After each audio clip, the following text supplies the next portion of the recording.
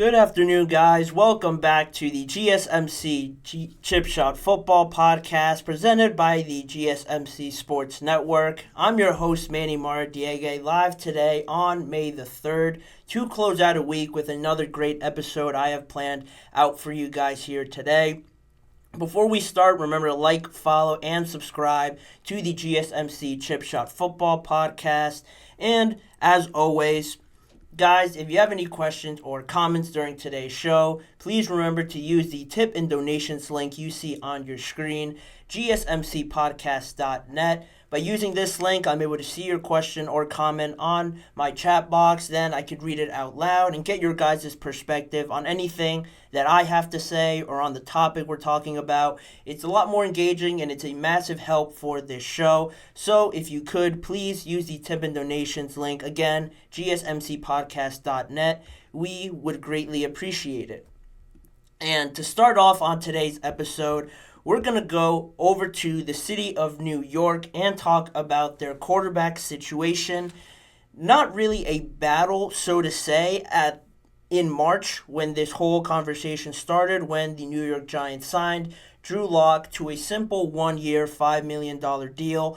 Really just to be a backup, just a 1-year deal, see how it goes, and then maybe next offseason we'll revisit and you can stay longer if you excel at your job. There was not really any smoke to that whole situation. Then you have the draft, and there was more noise around really the prospects, J.J. McCarthy, Drake May, around the New York Giants. Are they going to take anybody at 6? They tried allegedly to trade up to number 3 to try and get Drake May. That didn't work out. J.J. McCarthy was sitting there at 6, but also the Giants decided not to stick with him. Then afterwards, you have the press conferences from Joe Schoen, Brian Dable, and of course they were going to get asked about the quarterback situation, if there was any thought about drafting one of these guys, what was their sort of feedback on that. And like you'd expect, Joe Schoen really backed up Daniel Jones, saying he was their starter. He's been saying it since January that wasn't going to change. They were going to stick with Daniel Jones. But I can't help but think, because of the recent reports that have come out around Drew Lock and around Daniel Jones, that this could become a bit closer than a lot of people think. According to NFL Network experts around Daniel Jones, the New York Giants expect Jones to be the primary starter when he heads into training camp. Once it all starts going and real football starts, that's really when Daniel Jones is expected to be back with the New York Giants after his ACL tear. And once he's back, the initial feeling is that he'll get the first team reps. He'll be the starter. But there is starting to be a feeling around the NFL that there is a good chance that Drew Lock could surprise a lot of people at training camp and make it a bit closer than most people think, according to NFL Network. Like I mentioned at the beginning, back in March when they signed Drew Lock, this wasn't really a conversation, but now people are starting to think differently, and I always find it interesting with these situations where the Giants, everybody was pretty surprised that they didn't draft a quarterback at 6, and, I felt that they should have got Malik Neighbors. They did that. That's fine. I was okay with it, but I was still pretty surprised by everybody reacting like, oh my God, they drafted a wide receiver. How could they not draft a quarterback? I thought it was pretty reasonable, and I always think it's fascinating when these things sort of line up and connect almost afterwards, after you gather some more facts, because maybe my thought process behind all of this is maybe they don't try and get a quarterback this year because they sort of feel that these rumors are true. There's some truth to some of these rumors, and they feel that maybe they could have something in Drew Lock. Maybe this could turn into a quarterback competition, so it would be unnecessary to bring in another quarterback when you think Daniel Jones and Drew Lock are a lot closer than most people would anticipate.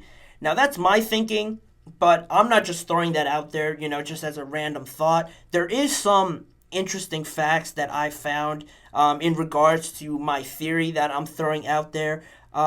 First, like I mentioned, Drew Lock was asked about the quarterback battle when he was signed. One of the initial things he clarified was that when he signed with the Giants, those conversations, they told him that he was coming in with the mindset of being the backup, being that number 2 guy. And any question that came to him, he sort of deflected and didn't really answer it directly on trying to beat out Daniel Jones or something like that. He really kept it pretty tame and just accepted that he was going to be the number 2 quarterback. But what's fascinating about it is that the Seattle Seahawks general manager, Joe Schneider, in an interview back when they lost Drew Lock in free agency, he told 710 Seattle Sports, he basically said, in direct quotes, basically, the Giants sold him on the opportunity to compete to be the starter, talking about what the Giants allegedly told Drew Lock to get him to sign in free agency for the New York Giants. So again, Drew Lock comes into New York thinking one thing, or saying one thing, I should say, and later it comes out that John Schneider from the Seattle Seahawks believes that the Giants basically sold Drew Lock on the idea that he could compete to be the starter. Talking about Drew Lock in that way, it makes you think now, Drew Lock says one thing, admits he's going to be the backup, but from the opposite side, somebody who doesn't really have any reason to make this up, because the general feeling around Seattle's general manager, Seattle just in general, was that they were okay with keeping Drew Lock as a backup to compete with Geno Smith. They had no problem with that. They ended up losing him, and I don't see any reason why John Schneider would say that as a lie. There's no real benefit from doing that. So I really believe it when he said that, the Giants sold him on this opportunity. Now, I'm also not naive to the fact that the Giants could have said this and not really meant it. They want to bring in a quarterback, a backup quarterback after they lost Tyrod Taylor. So in an effort to bring in guys, you could sell them on the idea, maybe if you work hard, you learn the playbook, sure, you could probably start, or you could at least compete. Those were the direct words from John Schneider. You could compete for the job if you sign and play hard and learn the playbook and all that good stuff. I understand that is a reality in a lot of these things, but you look at these two and how their careers have shaped up and just the injury history that follows Daniel Jones. A lot of their backup quarterbacks, Tyrod Taylor got an extended period of time playing last year because of that injury to Daniel Jones and just the constant injuries. And when he's in there, he was healthy for 6 games this past season, and in those 6 games he went 1-5. He won 1 game and lost 5, and then the rest he was just injured, ACL and neck injury that piled up throughout the whole season. And I do understand again that the Giants roster wasn't this super team, that he was the main reason, but it doesn't paint a good picture when you're in there.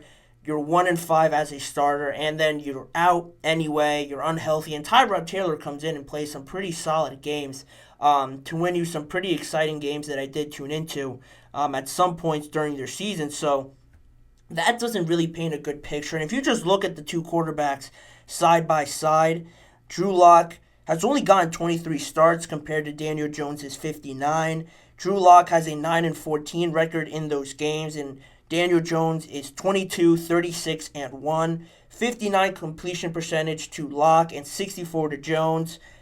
Drew Lock has thrown for 5,300 yards, and Daniel Jones almost double that, or over double that at 12,000. And the touchdown to interception ratio is 28-23 to Drew Lock and 62-40 for Daniel Jones. Not too much discrepancy there in terms of stats and looking at them. Plus, Daniel Jones has almost 3 times the amount of starts that Drew Lock has. So this whole idea about Drew Lock really not competing, I don't really see it like that he has no chance at all, because at the end of the day, the main point with this, I will say that I would be surprised if Drew Lock just wins the job. If he goes into training camp and he wins the job, I would be shocked if that happened. But in all honesty, based off of the seasons and Drew Lock on how it's all gone, or I should say Daniel Jones, how it's all gone, how could you be so sure that he's going to give you 10 games, 12 games minimum to be in there to give you a good chance? He hasn't really proven that in his time here. I don't know exactly how many games he's played the most in an NFL season, but you've had the neck injuries, the ACLs, the ankle injuries, then you had the fumbling problems. So there's all these things that pile up with Daniel Jones that really doesn't make me feel 110% confident that one, he's going to be out there, and another, that he's going to play to the level that people saw in that one year when they went to the playoffs and beat the Vikings. It's hard for me to put all my eggs in that basket. So the idea that Drew Lock can be a starting quarterback at some point this year for the Giants, I don't think that's too far out of the realm of possibility based on how Daniel Jones has gone. And if that were to happen, it makes you, again, wonder why maybe this is the reason why they didn't take a quarterback, because they really believe that Drew Lock could compete. And it would be interesting just if this ended up happening, sort of to put a pin in this conversation. If Daniel Jones, let's say he plays pretty bad, he's not doing great, he's healthy but he's just not playing great, then you bring in Drew Lock, I would be interested to see what the reaction is from the New York fans and just the media, the network, or not the network, but the market in New York around that decision, because the fans are already going to be frustrated with Daniel Jones. And if you bring in Drew Lock, who doesn't have the most outstanding resume, and put confidence in him and say that he's going to be your starter, I would love to know what that reaction would be from the New York Giants fans. I mean, you can anticipate what the reaction would be, right? Probably not a positive one, but if Drew Lock goes in, how would they react to that? How much of the heat would go to Brian Daboll and Joe Schoen? How much of them would be on the hot seat after they make a decision like that, really believing in Drew Lock? All those pieces and factors that could play out during a season that really rely on things you can't control, like the injuries and just playing like you're supposed to if you're Daniel Jones on that massive contract. He still has 3 years left. And to make a decision like this is also not ideal, because you're paying him a lot of money and you're only paying Drew Lock $5 million on a 1-year deal. So a lot of heat could come back on the management of the Giants. I'm very interested to see how people would react to that. Maybe I don't think it would happen, but you'd have to start asking the question about maybe if it goes really bad, is there a point in time where ownership is thinking about letting go of Daboll or Joe Schoen halfway through the season or at some point in the season? All these questions I don't think are impossible to happen, and it all starts with Drew Lock and this quarterback competition that is starting to make some noise around the league, around some analysts, some insiders that follow the Giants and whatnot. It's starting to seem believable, at least. People aren't just turning their heads to it. I'm certainly intrigued, and I'm certainly going to be tuning in to see how this all plays out. But it all starts with Daniel Jones. Of course, he was the high draft pick. He's getting this major contract. It really all depends on him, on how this whole season and his career goes from here.